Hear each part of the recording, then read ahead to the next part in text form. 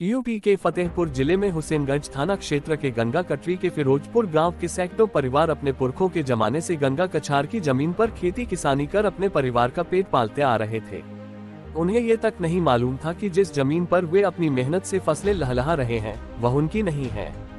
ये बात तब उजागर हुई जब जिला प्रशासन ने संतोष सिंह नामक व्यक्ति को लगभग 15 हेक्टेयर यानी 100 बीघा के करीब जमीन पर बालू खनन करने का पट्टे का लाइसेंस दे दिया और पट्टा संचालक संतोष सिंह जब मौके पर पट्टे की जमीन पर कब्जा लेने गया तो खड़ी फसलें उजते देख करीब आधा सैकड़ा किसान मौके पर आकर पट्टा संचालक का विरोध कर प्रशासन से न्याय की गुहार लगाई।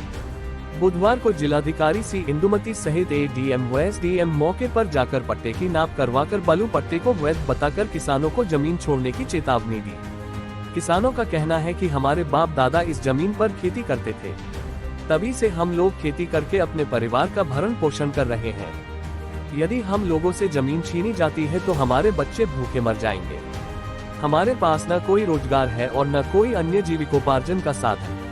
आखिर हम लोग क्या करें और कहां जाए, इसका रास्ता प्रशासन को निकालना होगा, अन्यथा हम लोग आंदोलन के लिए बाध्य हो जाएंगे, जिसकी जिम्मेदारी जिला प्रशासन की होगी। हमारा जो है ये पट्टा जो है सरकारी द्वारा हुआ है। ये पट्टे को मांग के लेके चल रहे हैं। ये पट्टा निरस्त होना चाहिए। हम लोग गरीब किसान कम से कम 118 लोग हैं हमारे गांव में और सब फसिल बोई हुई है। फसिल में गेहूं है, सरसों है, सब अनाज पैदा होता है। अब कोई आया है यहाँ पे, कोई अधिकारी यहाँ समाज की कोई बात सुनता नहीं, किसान की कोई बात सुनता नहीं। आपको कोई नोटिस वगैरह दी गई अभी प्रशासन की तरफ से? नोटिस कुछ नहीं दी गई, नोटिस नहीं दी गई। अब कल इस डीएम साहिबा आई थी, उनने कहा कि अब किसानों को नोटिस दायर कीजिए इनको।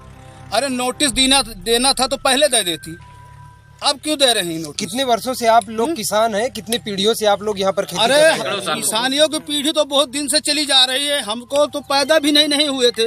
गंगा माता आती हैं, कटा के ले जाती हैं, फिर वो एक कटरी बन जाती है, फिर हम लोग बोते जोते हैं। जैसे हमारे बुजुर्गों जोत बो रहे थे वैसे हम भी जोत बो रहे हैं। अब ये सन 76 में पट्टा हुए थे। 76 में पट्टा हुए थे। मायावती की सरकार जब आई तो ये पट्टा खारिज हो गए।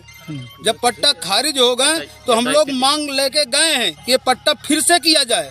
ये पट्टा किया नहीं जा रहा, जनता की कोई सुनवाई नहीं है। यहाँ ठेकेदार लोग माफिया जो आते हैं उनकी सुनवाई होती है। खनन माफिया क्योंकि उन लोगों पैसा देते हैं। हम लोग गरीब आदमी के पास कहाँ से पैसा आए? कितनी दूरी तक आप लोगों ने फसल बो दी है अभी? फसिल तो मान लो अभी 1 किलोमीटर है। 1 किलोमीटर में जो जितना मेरा सरहद लगता है बाढ़ से सेनपुर तक, जितना मेरा सरहद लगता है उतने में गांव भर हम लोग बढ़ा के इसको बोए हैं। मतलब भूपेंद्र प्रधान ने इसको बांट के दे गए थे सबको। वहीं पे हम लोग काबिज है और जैसे पड़ती जाती है वैसे हम लोग बढ़ाते बोते जोते जाते। क्या नाम है आपका? मेरा नाम राकेश है। लोगों ने यहाँ क्यों एकत्रित हुए हैं, क्या समस्या आपकी? भाई साहब, पूर्व निर्धारित हम लोग जो है किसान यात्रा माननीय मुख्यमंत्री जी के पास जा रहे थे 1 दिसंबर को। तो दीदी और डीएम साहब ने हम लोग को बुलाया कि आप लोग वापस आइए, हम लोग आपकी सारी समस्या का समाधान करेंगे।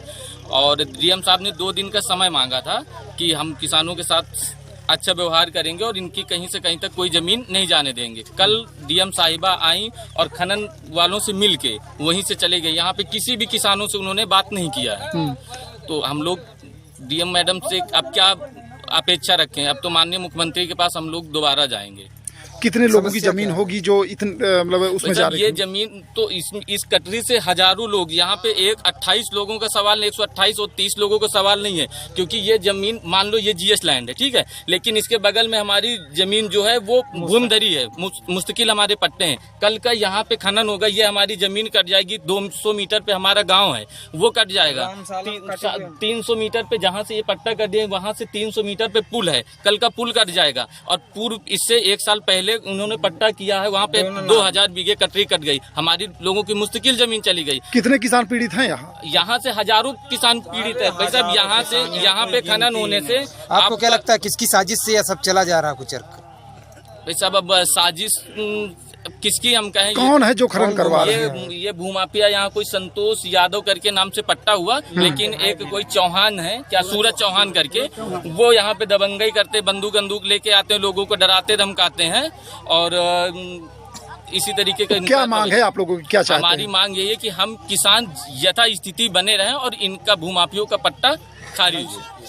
क्या नाम है आपका? नीरज निषाद। और साहब जब खोदी जा रहे तो माटी हमारी चली जाएगी तो हम कहाँ कमाए खाएंगे।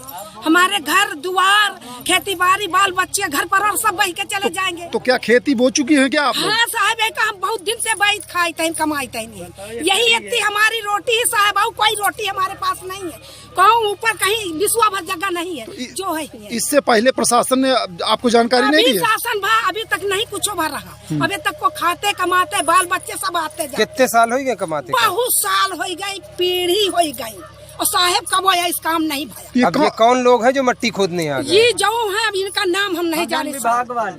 भूमाफिया है, भूमाफिया है। भूमाफिया है। अच्छा, क्या नाम है आपका? हमारा नाम कुसुमा है। बस ठीक।